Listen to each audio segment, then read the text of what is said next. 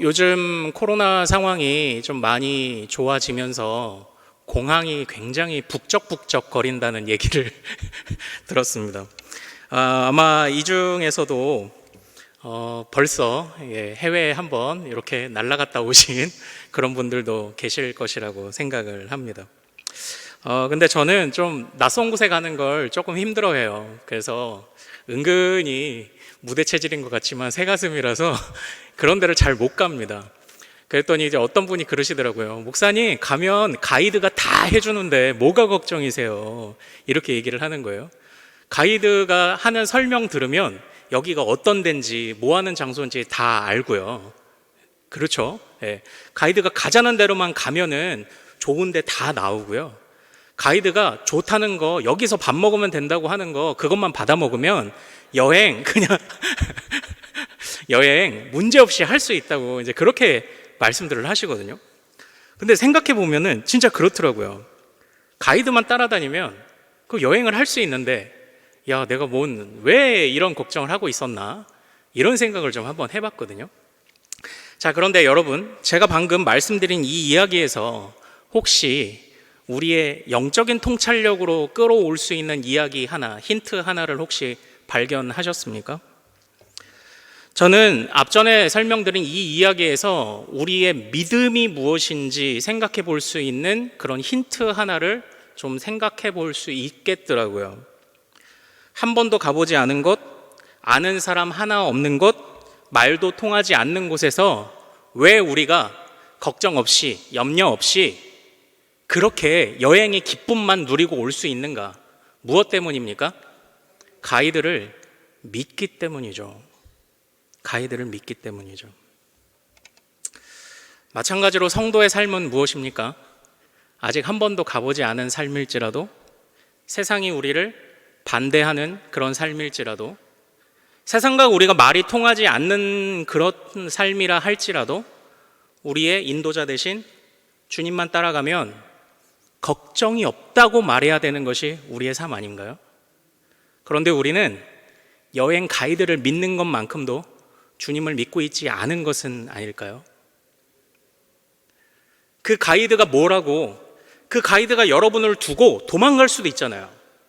여러분의 돈을 갖고 그냥 날라버릴 수도 있잖아요. 그런데 그런 것 여러분들 생각 안 하시잖아요. 이 사람은 나를 안내해 줄 거야 라는 강한 믿음을 가지고 아무도 없는 곳, 말도 안 통하는 곳, 그곳으로 담대하게 뛰어들어 가시잖아요. 그런데 왜 여러분은, 그리고 저는 이 세상 가운데 그런 믿음의 결단을 그만큼도 못하는 것입니까? 담대하게 주님이 나를 이끄십니다. 주님이 나를 책임져 주십니다. 주님이 나를 놓지 않으십니다. 한두 번 고백한 거 아닌데 왜 우리는 그만큼도 주님을 따라가지 못하는 것일까요? 그저 가이드가 따라오라는 대로 하기만 하면 좋은 관광지가 나오듯이 오늘 우리가 읽은 본문의 말씀처럼 주님만 따라가면 길이 있지 않습니까? 그리고 가이드의 설명 들으면 이 장소의 유래 아니면 얽힌 이야기들, 그 안에서 나름 얻어야 되는 통찰과 지식 얻는 것처럼 예수님만 따라가면 진리를 얻을 수 있다고 우리 고백해 오지 않았습니까? 그리고 가이드가 먹으라는 것만 먹으면 이 음식이 전혀 우리를 상하게 하거나 독이 들어있는 음식이 아니라는 것, 그거 믿고 우리가 먹는 것처럼 예수님을 따라가면 그 안에 생명이 있다고 고백했던 게 우리들 아니냐고요. 저는 이제 벌써 그 2022년에 거의 절반이 다 지나가고 있는 이 시점에 이제 우리가 이 전반전을 좀 끝내가는 이 시점에 우리의 전반전에 우리 실수는 없었는지, 나름대로 우리 축구 대표팀처럼 서로 약속했던 전략들이 혹시 어긋나 있지는 않았는지, 서로 간의 신뢰와 믿음들이 무너진 곳은 없는지 한번 이 시간, 오늘 이 14장의 본문 말씀을 통해 좀 점검해 보고 싶습니다. 여러분들 지난 반년간의 여러분들의 삶 어떠셨습니까? 저는 믿음을 잘 지키지 못한 때도 많았던 것 같습니다. 부끄럽죠.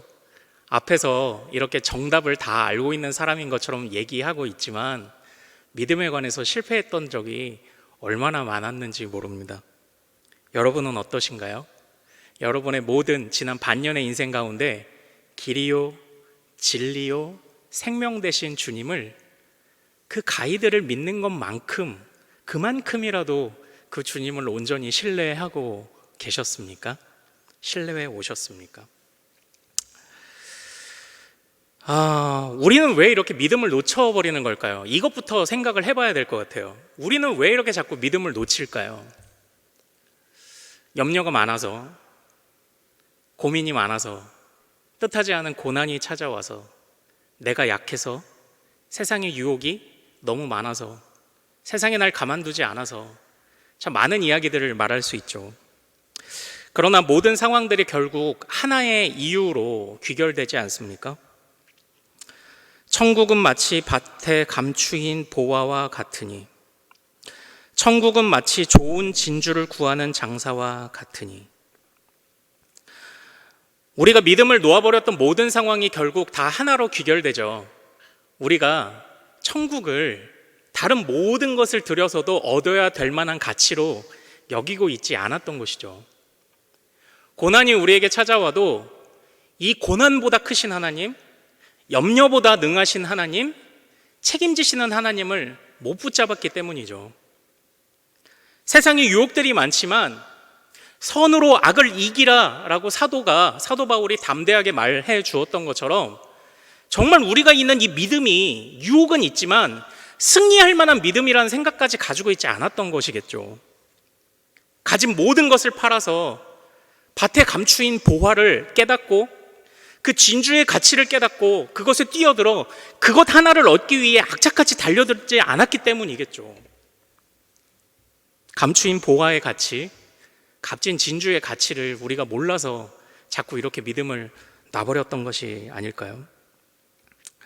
오늘 우리가 읽은 이 요한복음 14장의 말씀은요, 그런 점에서 하나님이 우리에게 예수를 보내시고 그 예수가 우리에게 주시고자 했던 가장 영광스러운 것이 무엇인지, 그리고 그 영광을 왜 우리가 놓치면 안 되는지, 왜 그 영광을 얻기 위하여 우리 모든 것을 다 쏟아 부어야 하는지 우리에게 알려주는 중요한 본문입니다. 요한복음의 전반부 1장부터 12장까지는요 예수님의 많은 표적들이 등장해요. 표적이라는 표현은 요한의 굉장히 중요한 단어입니다. 요한은 예수님이 수많은 표적을 보여주시면서, 놀라운 일들이죠. 다른 복음서에서 말하는 이적, 기적과 같은 것인데, 표적을 보여주시면서 지금 이 표적을 일으키시는 예수님을 따라가면 이 표적이 이정표가 되어 예수님이 궁극적으로 너희를 이끌어 가시고자 하는 거기까지 갈 수 있어를 표현했습니다. 그것을 드러내셨다고 1장부터 12장에서는, 즉 세상에 하나님의 영광을 드러내고 계시하신 예수님을 보여주고요.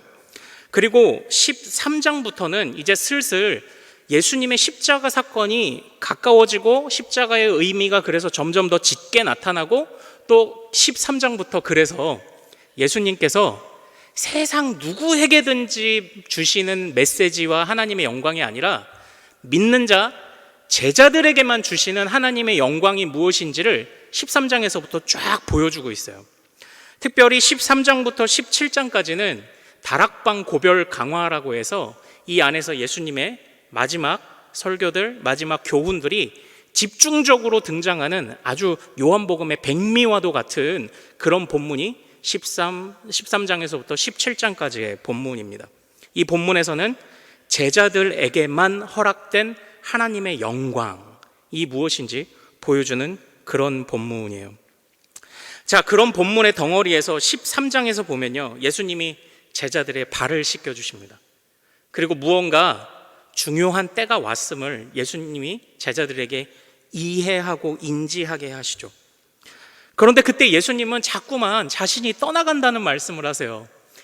제자들은 낯선 곳에서 가이드를 잃어버리는 것처럼 불안감이 찾아오기 시작했습니다. 그래서 예수님에게 자꾸 묻습니다. 예수님, 도대체 어디로 가시는데요? 예수님, 도대체 어디로 가시는데요? 우리가 따라가겠습니다. 그랬더니 따라가겠다고 했던 베드로는, 네가 나를 따라온다고? 아니, 넌 오히려 나를 부인할 거야. 너는 나를 따라올 수 없어 라고 말하며 오히려 한 소리 책망 당하기도 하고요. 예수님은 그렇게 자꾸 특별한 곳으로 가신다고 이야기를 합니다. 그리고 너희가 지금은 이곳을 따라올 수 없지만 장차 너희가 나를 따라올 때가 있을 것이라는 아리송한 말씀을 주세요. 그리고 이제 비로소 14장에서 예수님의 그 떠나가시는 이유, 떠나가시는 곳이 어디인지, 왜 떠나가시려고 하는지의 이유가 비로소 이제 드러나는 거예요. 그래서 이제 제가 그 시간적 여유가 있으면 13장에서부터 보겠지만, 이러한 그 기본 지식을 바탕으로 14장에 주님이 그의 백성들에게만 주시고자 하는 특별한 영광, 이제 이것을 같이 살펴보려고 이제 하는 것입니다. 자, 그렇다면 제자들에게만 계시던 하나님의 영광, 세상 그 어떤 것을 주더라도 바꿀 수 없고, 그리고 세상 모든 것을 팔아서 얻어야 되는 그 진주와 같은, 보화와 같은 그 하나님의 영광이 무엇일까요? 그것은 우리 14장 2절과 3절에서 그 힌트를 찾을 수 있습니다. 우리 2절과 3절 한번 같이 읽어보겠습니다. 자, 시작. 내 아버지 집에 거할 곳이 많도다. 그렇지 않으면 너희에게 일렀으리라. 내가 너희를 위하여 거처를 예비하러 가노니, 가서 너희를 위하여 거처를 예비하면 내가 다시 와서 너희를 내게로 영접하여 나 있는 곳에 너희도 있게 하리라. 아멘. 이렇게 되어 있죠. 여기 보면 어떤 장소를 나타내는 특정한 단어들이 등장을 합니다. 집, 거할 곳, 거처라는 단어가 이제 등장을 하죠. 그런데 여기서 집은 주님이 가시는 곳입니다. 주님이 가시는 곳이에요. 특정한 목적, 제자들에게만 주시려는 그 영광을 위해 주님이 가시려는 곳입니다. 그런데 그 집이 어떻게 표현되어 있나요? 내 아버지 집이라고 되어 있죠. 이 부분은 문제가 없어요. 명쾌합니다. 주님은 지금 이 세상을 잠시 떠나 아버지 집으로 가시고자 합니다. 물론 그 가시는 방법은 그리스도의 십자가 죽음이겠죠. 그런데 이제 우리에게 좀 더 의미를 주는 그런 표현이 바로 이 거할 곳, 거처라는 단어예요. 근데 전통적으로, 일반적으로 이 단어는 천국을 의미한다고 생각을 했습니다. 그래서 이 본문의 교훈을 우리가 흔히들 어떻게 받아들이고 있었냐면, 제자들아, 하나님을 따르는 자들아, 천국이 예비되어 있지 않냐, 그러므로 이 세상을 잘 견뎌내라 라는 메시지로 우리는 이 본문을 주로 일반적으로 그렇게 이해를 해 왔었습니다. 그런데 그런 의미를 보면 그것도 의미가 있겠죠.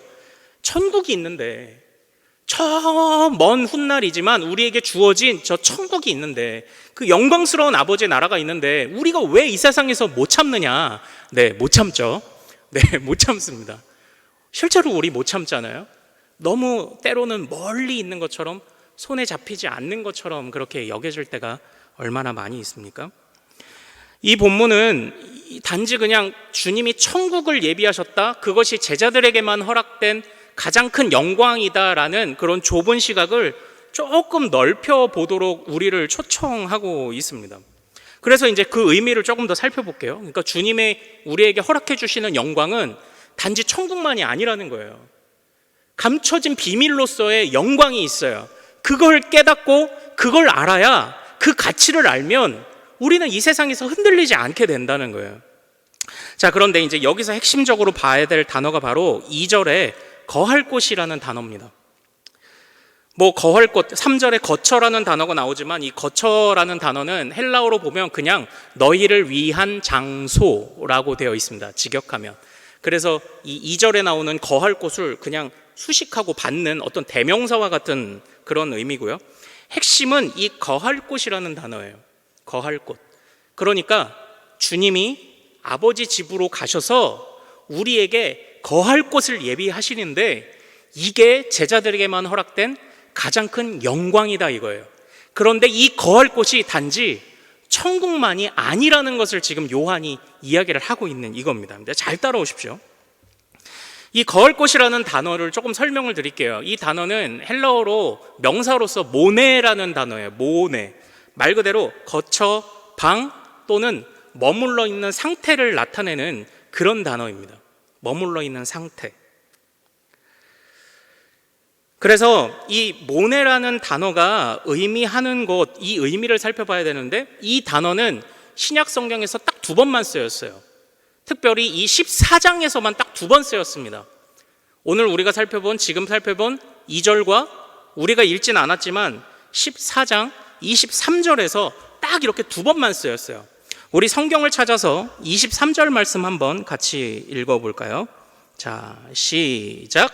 예수께서 대답하여 이르시되 사람이 나를 사랑하면 내 말을 지키리니 내 아버지께서 그를 사랑하실 것이요 우리가 그에게 가서 거처를 그와 함께 하리라, 이렇게 되어 있죠. 여기서는 거처를 그와 함께 하리라, 우리가 그에게 가서 거처를 그와 함께 하리라, 이렇게 되어 있어요. 우리가, 여기서 우리는 삼위 하나님입니다. 삼위일체 하나님이세요. 나를 사랑하는 자에게 삼위일체 하나님이 가셔서 그에게 거처를 그와 함께 하리라. 이것을 조금 풀어 얘기하면 하나님이 그에게 머무르신다요. 하나님이 그와 함께 하신다요. 그러니까 사랑하는 여러분, 이 거처라는 표현은요, 장소적인 개념만을 말하고 있지 않습니다. 이 거처는 먼 훗날에 있는 우리 손에 잡힐 듯 말 듯한 그 천국만을 말하는 것이 아니라 지금 여기 이 자리에 나와 함께 하시는, 내 안에 거하시는 주님을 상징하는 표현이에요. 성도의 영광이 무엇입니까? 그 주님이 하늘을 그의 궁전 삼고 땅을 그의 발등상 삼으시는 그 하나님이 우리 안에 계신 거예요. 그 하나님이 내 안에 계시는 거예요. 나를 거할 처소 삼으시는 거예요. 내 안에 함께 하시는 거예요. 이게 성도의 가장 큰 영광 아닙니까? 주 내 안에 사심. 주님 내 안에 사십니다.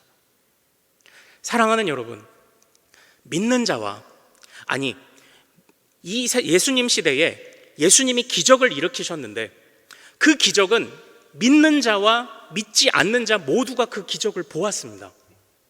기적이라는 그것 자체로는 참으로 믿는 자와 참으로 믿지 않는 자를 구분해낼 수가 없어요. 모두가 보았기 때문이죠. 참으로 믿는 자와 믿지 않는 자는 어떻게 그가 구별됩니까? 믿음의 있음과 없음, 주님이 그와 함께 동행하심과 동행하지 않음, 주님이 그의 안에 사심과 사시지 않음, 주님이 택하심과 버리심으로 그걸로 구별될 수 있는 것 아닙니까? 그러므로 이 요한은 우리에게 말하고 있습니다. 사랑하는 여러분, 성도의 지극한 영광, 성도가 누릴 수 있는 가장 큰 영광이 무엇인지 아십니까? 예수님이 제자들에게만 은밀하게 깨닫게 해주셨던 영광이 무엇인지 아십니까? 우리가 주님의 성전되었다는 사실입니다. 주님이 우리 안에 들어와 사신다는 바로 그것입니다. 그것이 우리를 참된 성도로 되게 하고 그것이 우리를 참된 영광으로 이끄는 것, 바로 그것입니다라고 지금 요한이 이야기를 하고 있는 거예요. 그래서 오늘 우리가 읽진 않았지만 이 14장 안에 10절과 17절에 가면 이 모네라는 단어의 동사형인 메노라는 단어가 등장을 해요. 바로 거하다라는 동사입니다. 자, 우리 10절 말씀 한번 같이 읽어볼까요? 요한복음 14장 10절 같이 성경을 찾아 읽겠습니다. 시작. 내가 아버지 안에 거하고 아버지는 내 안에 계신 것을 내가 믿지 아니하느냐? 내가 너희에게 이르는 말은 스스로 하는 것이 아니라 아버지께서 내 안에 계셔서 그의 일을 하시는 것이라. 잘 보십시오. 이 모네 또는 메노라고 사용된 거하다, 거처, 머무름이라는 이 단어가 언제 묘사될 때 사용했냐면 아버지가 예수님 안에, 예수님이 아버지 안에 있습니다를 표할 때 사용한 그런 단어예요. 자, 그런데 이제 17절도 읽어보겠습니다. 17절, 14장 17절 같이 읽겠습니다. 시작. 그는 진리의 영이라 세상은 능히 그를 받지 못하나니 이는 그를 보지도 못하고 알지도 못함이라. 그러나 너희는 그를 아나니 그는 너희와 함께 거하심이요 또 너희 속에 계시겠음이라. 특별히 이 본문은 진리의 영이라고 하는 성령을 말씀하는 그런 지칭하는 단어예요. 자, 이 성령을 지칭하는 단어를 잘 보십시오. 아버지와 예수님이 서로 안에 거하시며 연합하신 것처럼 성령이 성도 안에 거하신다라는 것을 표현할 때 이 동일한 이 메노라는 단어, 이 모네와 연결되는 이 단어, 거쳐 머무르다라는 단어를 요한이 사용을 했어요. 그러니까 지금 우리 알 수 있죠. 이것이 단순히 장소적인 개념만이 아니라는 겁니다. 먼 훗날 우리에게 주어지는 천국이라는 개념만이 아니라는 겁니다. 지금 현재 여기 우리와 함께 우리 안에 거하시는 그 주님을 나타내고 싶어서 이 요한이 지금 거쳐, 거하다, 머무르다라는 단어를 지금 반복적으로 이 14장에서 사용하고 있는 것입니다. 그런데 재밌는 것은 이 단어가, 이 머무르다라는 단어가 이 요한복음에서 가장 먼저 언제 사용이 됐냐면 바로 그 요한복음 그 1장에서 세례 요한이 증언합니다. 내가 예수 그리스도를 보니 성령이 그의 위에 비둘기와 같이 머물렀다 라고 표현할 때 이 똑같은 단어를 사용을 했고요. 성령이 내려서 누구든 그 위에 머무는 것을 보거든 그가 곧 성령으로 세례 베푸신 이인 줄 알라 라는 말을 할 때, 그때 예수님을 표현할 때 이 동일한 단어를 사용을 했어요. 그러니까 지금 이 예수님을 요한이 처음 소개하고 이 예수님의 그 장엄함, 하나님이 보내신 자, 하나님 안에 있는 자, 길이요 진리요 생명 되셔서 하나님을 보여줄 수 있고 인도할 수 있는 자, 우리가 믿고 따라갈 수 있는 바로 그 안내자, 그 예수가 왔을 때 그 예수님을 묘사하기 위해 머무르다, 거하다라는 단어를 사용을 했어요. 그리고 지금 그 단어를 고스란히 우리들에게, 성도된 우리에게 그 단어를 지금 가져와 설명하고 있습니다. 사랑하는 성도들이여, 사랑하는 제자들이여, 예수님만이 아버지와 함께 하시던 분입니다. 예수님만이 성령이 머무르시던 분입니다. 그런데 그 예수님의 죽음으로 인해, 예수님의 떠나가심으로 인해 이제 여러분도 아버지의 자녀가 되었고 성령이 여러분 안에 머무시는 그런 사람들이 당신들이 되었습니다. 당신은 성령의 사람입니다. 당신은 삼위 하나님의 사람입니다. 지금 이 요한이 이것을 이야기를 하고 있는 거예요. 이것이 성도의 가장 지극한 영광 아닙니까? 우리는 도대체 무엇을 바라보고 예수님을 따라왔던 것입니까? 예수님께서요, 누가복음 4장에서 보시면 나사렛 회당에서 그 이사야 선지자의 말씀을 인용하면서 이런 말씀을 하시죠. 주의 성령이 내게 임하셨으니 이는 가난한 자에게 복음을 전하게 하시려고 내게 기름을 부으시고 나를 보내사 포로된 자에게 자유를, 눈먼 자에게 다시 보게 함을, 눌린 자를 자유롭게 주의 은혜의 해를 전파하게 하려 하심이라. 이런 말씀을 하셨죠. 우리가 이 세상 살아가면서 하나님과 바꿔갔던 바로 그 염려와 걱정, 우리가 가난해질 때, 우리가 억눌렸을 때, 우리의 마음이 가난해지고 우리가 눈이 멀어 분별하지 못하는 자가 되었을 때, 우리가 마음이 눌려서 주님 앞에 나올 수 없을 때, 그 모든 자를 고치신 이가 예수라고 이야기를 하고 있습니다. 그런데 우리는 그 예수를 너무나도 쉽게 바꿔오고 있었던 것 아닙니까? 여러분들 오래전에 들었던 그런 그 추억의 예화 제가 하나 말씀드릴 텐데, 이런 예화 들어보셨죠? 어느 날 백화점 사장님이 저기 고아원에 있는 아이들을 다 초대를 했습니다. 그래서 크리스마스에 이 백화점에서 원하는 걸 잡으면 내가 그것을 주겠다고 이야기를 한 거예요. 그때 많은 아이들이 장난감 코너로 막 달려갑니다. 그쵸? 아이들이니까 순수하잖아요. 우리들 같으면 명품 시계, 핸드백 이렇게 달려갈 텐데 아이들은 로봇으로 막 달려가죠. 그런데 한 아이만 달려가지 않는 거예요. 사장이 말합니다. 넌 왜 가서 장난감을 집지 않니? 원하는 것 하나만 골라. 그랬더니 이 아이가 어떻게 했을까요? 이 사장의 바짓가랑이를 부둥켜 잡았습니다. 참 지혜로운 아이죠. 영악한 아이 말고 지혜로운 아이라고 합시다. 제가 이 예화를 들었던 어린 시절만큼은 아이들이 굉장히 순수할 때잖아요. 지금 같지 않고. 우리는 이 예화를 들으면서 이런 류의 예화를 수많은 날들 들어왔지 않았습니까? 예수면 됩니다. 하나님이면 됩니다. 그분이 책임지십니다. 우리는 수많은 찬양으로 비교할 수 없는 예수, 바꿀 수 없는 예수, 그 어느 것과도 비할 수 없는 예수, 예수는 내 전부, 삼위 하나님이 내 안에 계심이 가장 큰 영광입니다. 주님이 있으면 나도 있고 주님이 없으면 나도 없습니다라고 그 수많은 날들 이런 류의 예화를 듣고 그 수많은 날들 고백했는데, 지난 그 반년 동안의 우리의 모습은 바로 이러한 예수를 너무나도 쉽게 세상의 고민에, 염려에, 고난에 바로 이 예수를, 금보다도 귀하다고 말하는 이 예수를 너무나도 쉽게 바꿔먹고 있었던 것은 아닌가, 그런 반성을 좀 해보게 된다라는 것이죠.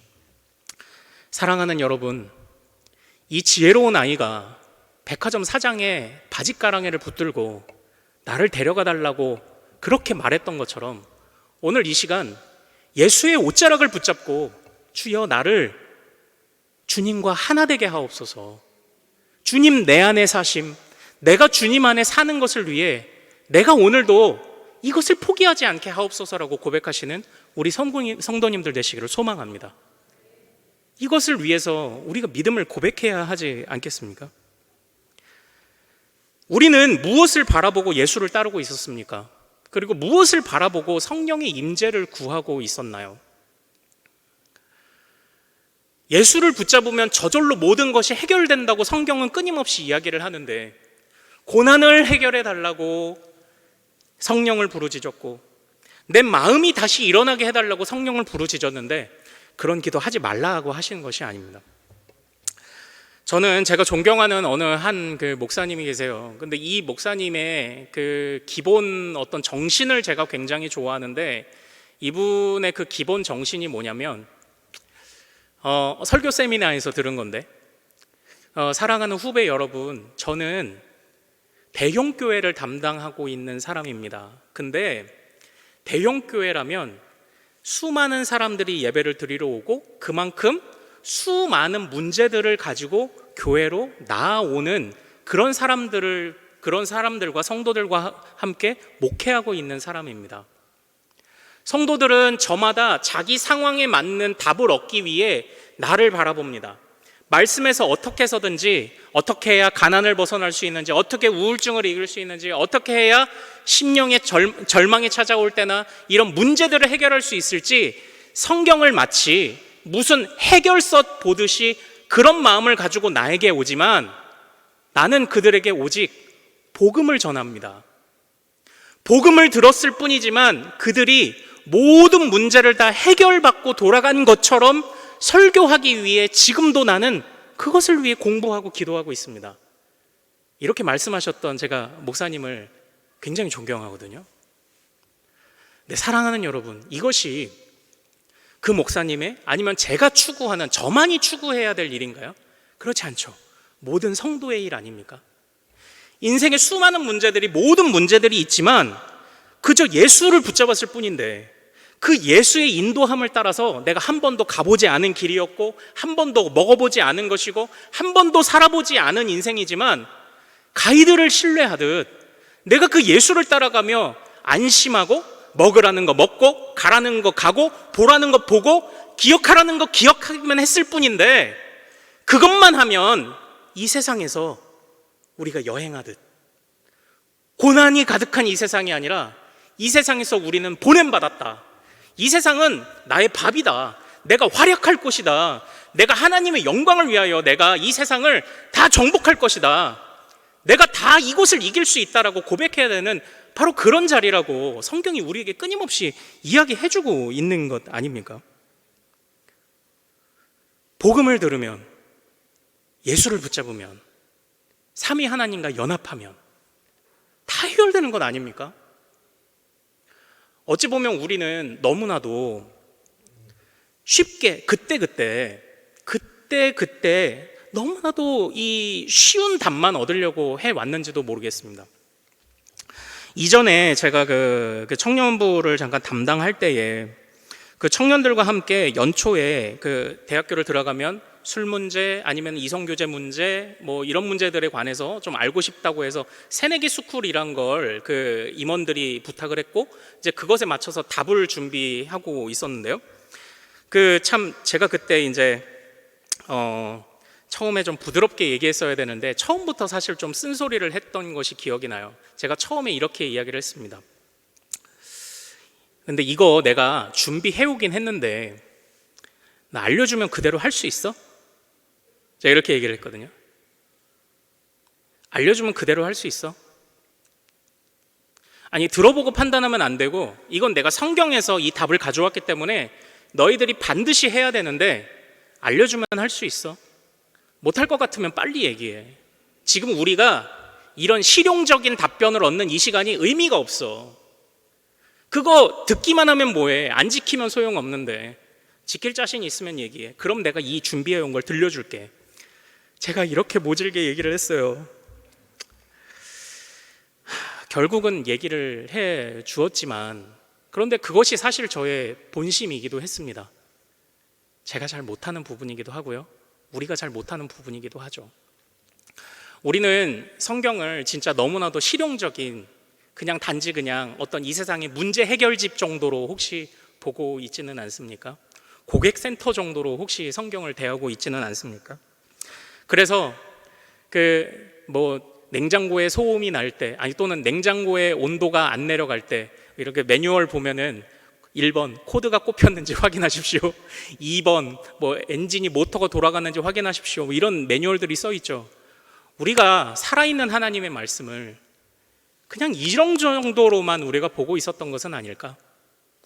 이 안에서 정작 성경이 우리에게 주고자 하는 것은 참된 생명인데, 주님께 나아가는 참된 길이고 참된 진리인데, 우리가 주님 안에 머물고 주님이 우리 안에 머물고, 아버지가 내가 이 세상에 내 머리 둘 곳 없어도, 내가 돌베개를 베고 잔다 할지라도, 내가 수많은 고난을 당한다 할지라도 아버지 당신이 나의 거처이십니다.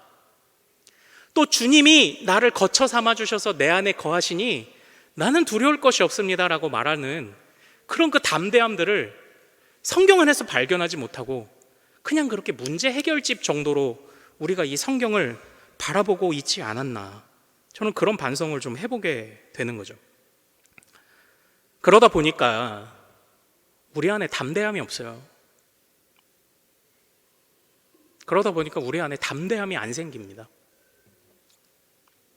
문제를 이길 수 있는 책이 아니고요, 문제를 상관없이 아무것도 아닌 것처럼 해외에서 문제 생기면, 해외에서 여권 잊어버리면 가이드 따라서 그냥 우리의 거기를 가면, 영사관에 가면 되죠. 그런데 그 가이드 믿는 것만큼도 성경을, 예수님을 믿지 않고 있었던 것은 아닙니까? 우리는 좀 돌아봐야죠. 우리의 믿음을 좀 돌아봐야죠. 왜 우리에게 담대함이 안 생깁니까? 주님을, 성경을 그 정도로만 바라보니 우리에게 담대함이 생길 리 없죠. 문제를 겨우 해결하는 책 정도, 문제를 뛰어넘고 문제를 아무것도 아닌 것처럼 여길 수 있는 그런 비결을, 그 핵심을 성경 안에서 발견하지 못하는데 우리의 신앙생활이 무슨 위력이 나타나겠습니까? 이 신앙생활이 무슨 평안을 우리에게 주겠습니까? 주님이 우리 안에 거하심이 우리의 보화가 되지 못하는데요. 주님께서는요, 사실 이 요한복음은요, 주님이 우리 안에 거하심을 굉장히 애써서 묘사하기 위해 이 14장만이 아니라 굉장히 많은 본문들에서 이 똑같은 거하다라는 단어를 사용했고요. 그리고 거하다라는 단어 외에 주님이 머무신다라는 단어를 표현하기 위해 또 하나 스케노라는 단어를 또 사용하기도 했어요. 근데 안타까운 건 우리말 성경은 그냥 다 거하다로 번역을 해버렸어요.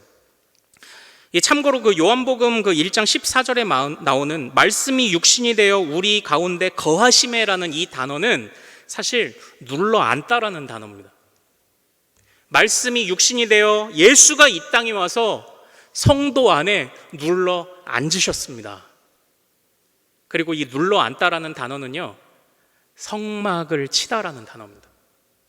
그러니까 결국 예수님의 오심의 분명한 목적은 무엇이냐면, 우리 안에 성막이 되어 주셔서 우리로 예배자 되게 하시고, 우리가 바로 그 예수님을 통해 성막으로 나아가 지성소로 들어가고 주님을 향해 나아가는 것처럼 우리를 주님께로 인도하시는 역할을 위해 예수님이 오셨거든요. 오직 예수님이 오신 이유는 그것뿐입니다. 그리고 그 예수를 믿었더니 가난한 자가 부유하게 되고 억눌린 자가 자유롭게 되고 분별력 없이 보지 못하던 자가 보게 되는 역사가 일어난 거죠. 그 예수를 붙잡았더니, 그 예수를 통해서 길이요 진리요 생명 되신 예수를 통해서 주님께 나아갔더니 바로 이런 일들이 일어났던 겁니다. 그런데 우리가 이 예수님이 오신 이 가치, 예수님이 우리에게 주시고자 하는 성도의 이 지극한 영광을 깨닫지 못하면 예수님의 죽음이 무슨 소용이 있겠습니까? 예수님의 부활이 무슨 소용이 있겠습니까? 요한복음 2장에서 예수님은 자신의 죽음을 이야기하면서 이렇게 말씀하셨습니다. 이 성전을 헐라 내가 사흘 동안에 일으키리라. 예수님의 죽음의 목적은 분명했습니다. 이 땅 가운데 범할 수 없는, 더럽혀질 수 없는 성전을 우리에게 허락하시기 위해 예수님은 죽으시는 것이라고 말씀을 하셨습니다. 예수님의 목적은 단 하나였습니다. 이 땅 가운데 눈에 보이지 않지만 더럽혀질 수 없고 완전한 성전을 우리에게 허락하시기 위해, 그래서 그 성전으로 우리 안에 머무시고 거하시고 그것을 위해 오셨다고 유일한 목적을 말씀을 하고 계십니다. 그런데 이 목적을 우리가 잊어버리면 예수님의 죽음과 부활도 아무런 문제가 없다고 말할 수밖에 없지 않을까요? 자, 사랑하는 성도 여러분, 이제 그 마지막 말씀만 드리고 마치도록 하겠습니다. 주님이 우리에게 주시고자 했던 가장 영광스러운 것, 그것은 바로 아버지와의 하나됨입니다. 주님이 우리 안에 거하심입니다. 우리가 주님 안에 거함입니다. 예수께서 아버지와 함께 하나가 되셨듯 우리가 삼위 하나님과 하나가 되는 것입니다. 삼위 하나님과 하나 되면 바로 그 백화점 사장의 바짓가랑이를 붙잡았던 아이와 같이 다른 모든 것을 굳이 이야기하지 않아도 주님이 다 헤아려 주실 것입니다. 그런즉 너희는 먼저 그의 나라와 그의 의를 구하라. 그리하면 이 모든 것을 너희에게 더하시리라. 이제 우리에게는 후반전이 남아있죠. 2022년의 후반전이 우리를 기다리고 있습니다. 사랑하는 모든 성도 여러분, 하나님과 연합함이 우리의 가장 귀한 복임을 잊지 마시기를 소망합니다. 그 일을 위해 예수가 오셨음을 기억하시기를 소망합니다. 그 일을 위해 성령이 우리와 연합하고 계심을 기억하시기를 소망합니다. 다른 많은 문제들이 있지만 오직 하나님만 구하십시오.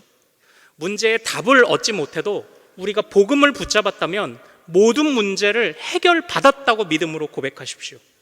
믿음으로 보지 못하는 것들의 실상을 보십시오. 주님을 보십시오. 이 남은 2022년 하반기에 정말 주님과 동행하는 것, 그것만으로도 우리의 삶이 평안합니다라고 말할 수 있는 여러분들 되시기를 소망합니다. 그때에 주님이 이런 말씀을 우리에게 이루실 것입니다. 내일 일을 위하여 염려하지 말라. 한낱 괴로움은 그날로 족하니라.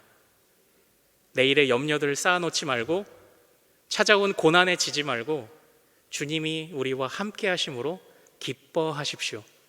그것으로 즐거워하십시오.